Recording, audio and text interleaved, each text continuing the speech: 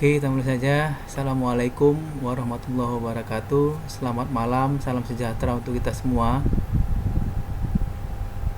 Selamat malam, Waalaikumsalam Pak. warahmatullahi Salam wabarakatuh. sejahtera. Selamat malam, Pak. Ya, terima kasih. Sebelum perkuliahan seperti biasa kita berdoa dulu. Saya minta Abi yang memimpin doa. Silakan Abi. Oke, baiklah teman-teman. Sebelum kita mulai perkuliahan kita, alangkah baiknya kita berdoa menurut agama dan prinsip kita masing-masing. Berdoa, mulai.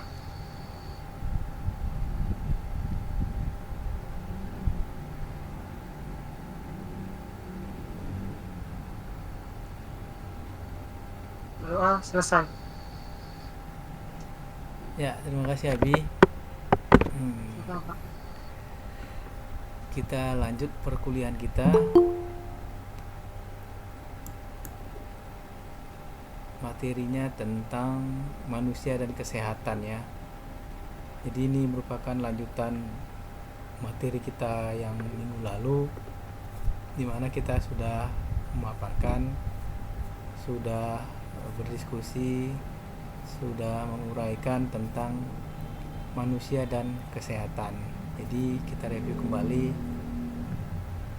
Kesehatan manusia itu meliputi sehat secara jasmani, sehat secara rohani, sehat juga secara spiritual ya. Nah, kenapa apapun tujuan daripada kesehatan itu juga sudah kita sampaikan. Kenapa kita ingin sehat? Tentu ini tidak lepas daripada adanya keadaan-keadaan kita menghindari jemputan maut, yang kemudian kita juga menghindari berbagai macam biaya yang ketika kita tidak sehat ini tentu akan memakan banyak biaya. Apabila manusia itu sehat, dia akan banyak memperoleh manfaat ataupun lebih mudah menjalani kehidupan, beraktivitas dan segala macam yang ingin dicapai. Manusia ketika sehat itu merupakan suatu idaman ataupun impian kita semua ya. Nah, ketika manusia tidak sehat, maka yang terjadi adalah kebalikannya, yang disebut dengan penyakit ya. Penyakit ini juga kita kemarin sudah sempat menyampaikan sekilas ataupun singkat.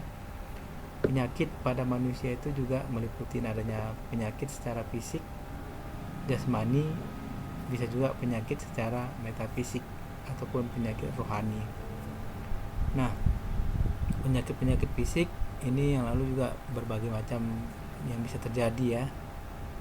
Fisik dalam arti kata nyata dalam tubuh kita, seperti mata, badan kita ya, telinga kita, juga organ tubuh kita yang lainnya yang ada di dalam bagian fisik kita seperti jantung, paru, hati ya. Ini juga merupakan bagian daripada penyakit-penyakit fisik. Tapi di balik semua itu ada juga diri manusia memiliki eksistensi ruhani. Ini juga bisa sakit ya. Artinya manusia dalam penyakit metafisik itu ini juga meliputi adanya diri manusia yang bisa mengalami keadaan sakit ya. Keadaan sakit. Kita mulai untuk memberikan pemaparan atau penjelasannya. Mengutip pendapat seorang psikolog, Abu Zaid Ahmed Ibnu Sal al-Balhi. Beliau adalah psikolog muslim asal Persia, menemukan teori bahwa penyakit fisik ini juga berkaitan dengan penyakit jiwa ya, ataupun penyakit rohani, di mana jiwa rohani merupakan bagian daripada metafisika ataupun metafisik yang ada di diri manusia tersebut.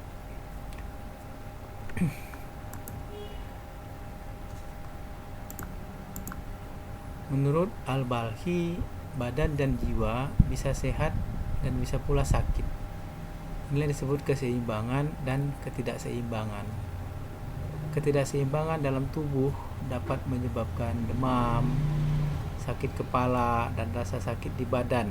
Ini bagian daripada penyakit-penyakit fisik ataupun jasad kita ya. Sedangkan ketidakseimbangan dalam jiwa dapat menciptakan kemarahan, kegelisahan, kesedihan, gejala-gejala yang berhubungan dengan kejiwaan lainnya. Nah, ini merupakan daripada adanya penyakit yang bisa dialami oleh manusia atau yang disebut dengan penyakit-penyakit metafisik. Nah, materi-materi kita yang lalu atau yang sebelumnya kita juga sudah menjelaskan bahwa diri ataupun kompetensi manusia itu yang meliputi dimensi metafisiknya meliputi adanya ego ya, ataupun emosional ataupun psikis. Ini bagian-bagian daripada diri manusia yang ada di dalam metafisiknya ya. Nah, emosi ini aja berbagai macam ya. Kalau Juhal ditanya emosi apa aja yang ada di diri manusia? Ya, emosinya dari segi ini Pak, kalau bisa bilang dari pengamatan sifatnya kayak marah gitu Pak, kalau dari segi emosi ya Pak. Kemudian apalagi selain marah? Emosi jangan diidentikan dengan marah saja, tapi emosi ini bisa ada Senang Pak, senang. Kemudian kegembiraan gitu Pak. Gembira. Apalagi? Iru bisa Sedih. sampaikan tambahan? Sedih Pak, sedih. Sedih, betul. Apalagi? Cemas, betul. Galau. Nah, itu sebenarnya bagian daripada emosi manusia yang itu meliputi dimensi manusia dalam metafisiknya. Sambil curhat ya Pak. Iya, silakan kalau mau curhat. Nah, kita lanjut. Ternyata adanya seperti emosi yang tadi disebutkan itu yang ada dalam diri manusia itu juga berpengaruh kepada kesehatan kita ya. Jadi emosi juga bisa menyakiti tubuh ya. Ini marah tadi ya disebutkan Juhal yang pertama. Ini bukan suatu hal yang diada-adakan tapi memberi pengaruh ya. Misalnya marah itu bikin sakit liver itu sebenarnya, memicu lah paling tidak seperti itu. Ketika kita sering sedih gitu ya, ini bisa juga menekan kepada fungsi paru kita secara fisiknya. Sering cemas ataupun khawatir ya, ini bisa bikin sakit lambung gitu. Stres ini juga bisa bikin sakit jantung dan otak. Terlalu berlebihan dengan rasa takut ya, ini bikin sakit ginjal.